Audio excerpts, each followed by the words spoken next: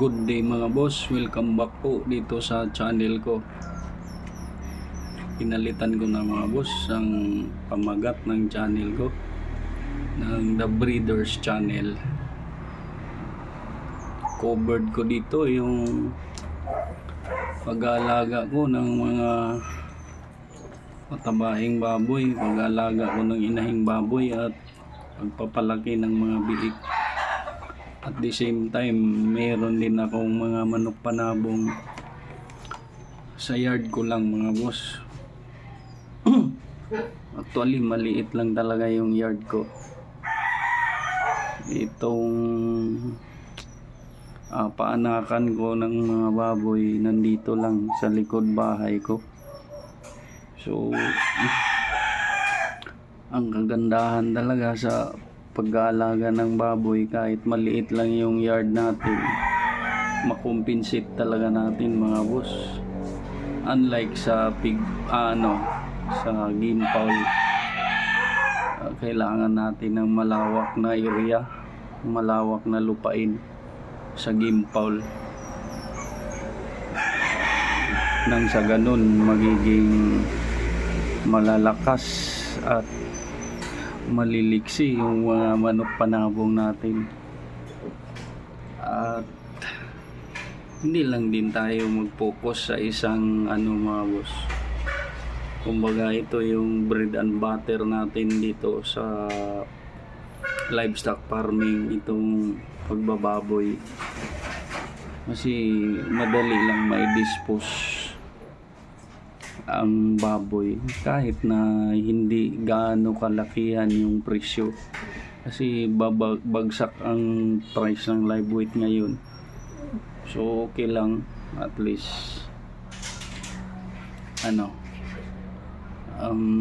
hindi tayo mahirapan mag-market. Sa game fowl kasi kailangan din natin magkaroon muna tayo ng pangalan bago tayo,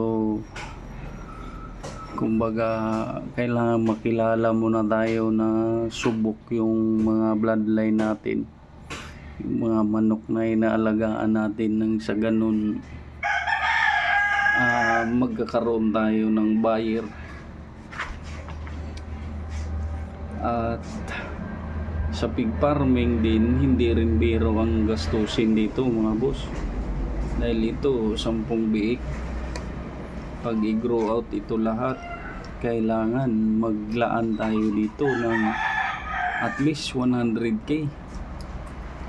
Kasi sa isang baboy, kailangan pa ubusin yan ng 5 sako bago siya i-dispose. So, mahal na ang feeds ngayon, tag 2k na yung isang sako. So, sa 10 times 5, 50 sacks. Times 2k, 100k mga boss. So napakadali lang nating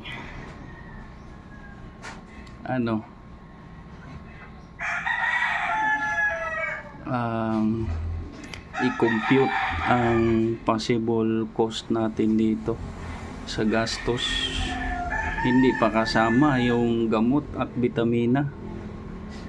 So ayos lang din, dahil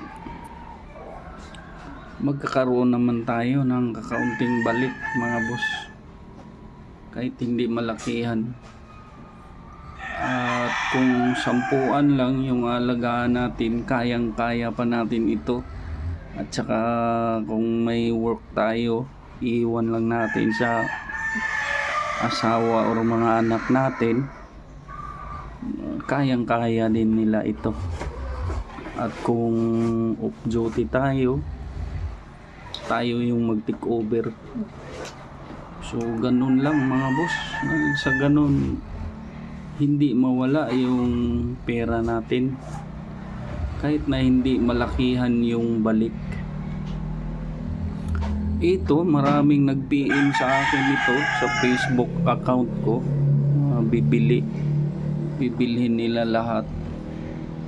Ang presyuhan ng biik sa area namin mga boss is 4k. So kukunan ng isa sa may-ari ng bur So 9 yung supposedly i-dispose natin times 4K. So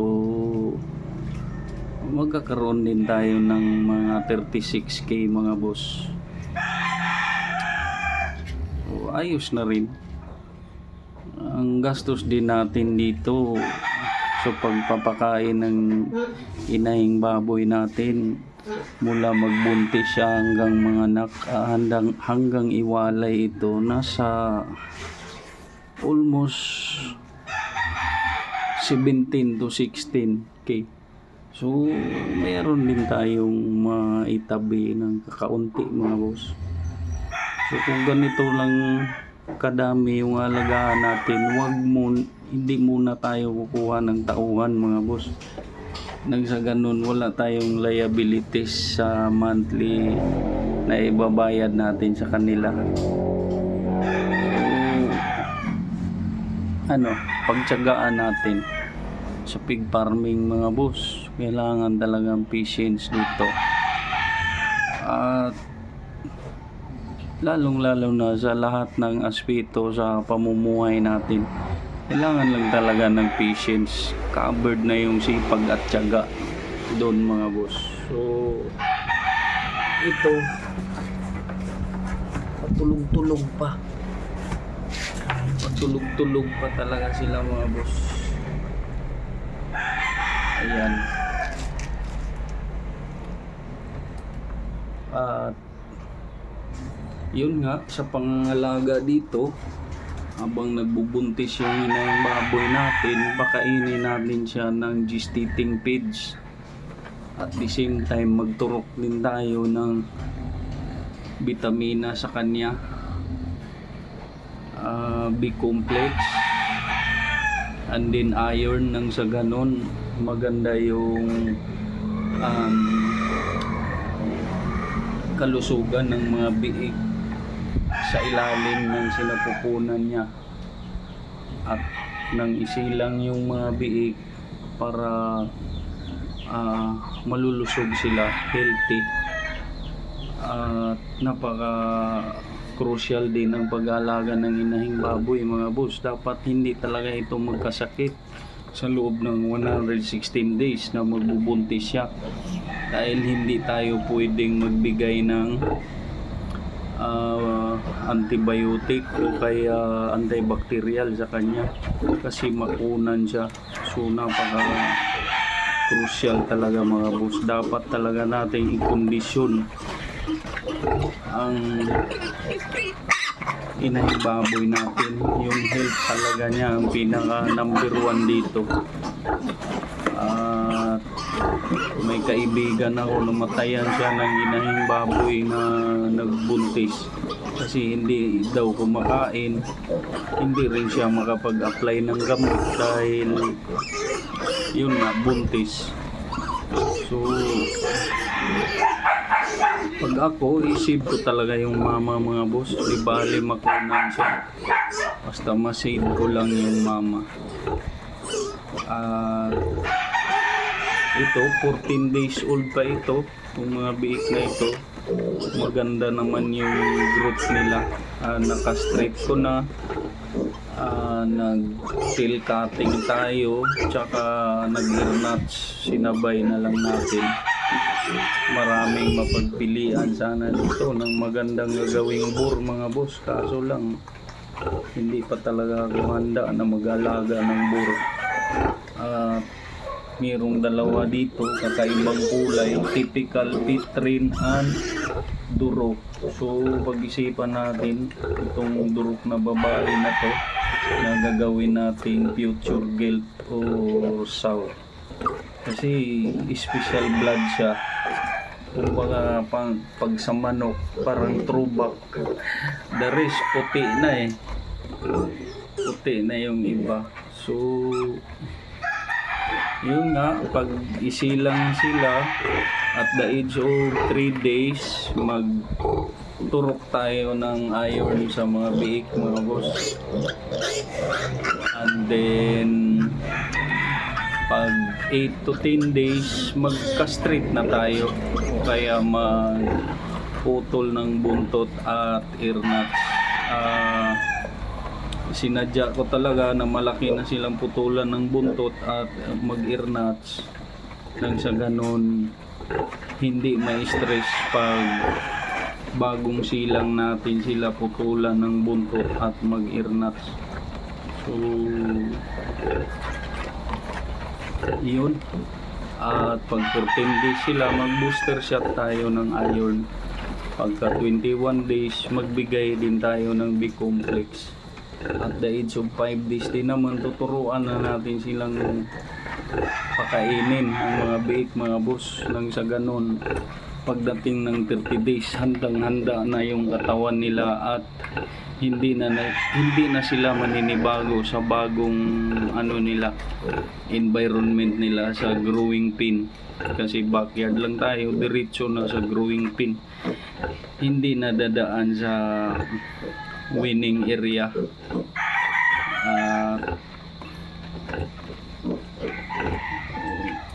Yun lang naman talaga mga boss ang mga kailangan dito at gagawin natin habang i-grow out din natin sila. Siyempre premium quality feeds talaga yung gagamitin natin nang sa ganun mabilis silang lumaki.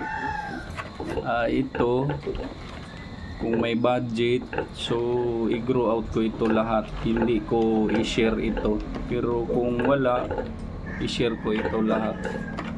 Depende lang mga boss sa sitwasyon, kasi hindi talaga biro yung gastos dito. Ayan, nagpapasuso na yung mama, papalabas ng gatas, talagang nag-aagawan na sila. Yun, tapos na. Yan, papasalamat na yung isa. Mga boss, sa mga silent viewers ko, sana naman po mag-subscribe kayo. At nang sa ganun, mas lalo tayong gaganahan gagawa ng mga videos. Pagpasensyahan nyo na po na hindi talaga scripted itong mga videos ko. Kung ano lang talaga yung makaptured, yun lang. So wala akong script, kaya may mga nag-comment na masyado daw mabagal yung pananalita ba. So ganun naman talaga. So wala akong magawa mga boss, kasi ito talaga yung natural ko na boses at tono ng pananalita mga boss. Pagpasensyahan nyo na po. Happy livestock farming po sa ating lahat. I hope maganda din mga boss ang growth ng mga alaga niyo. That's all.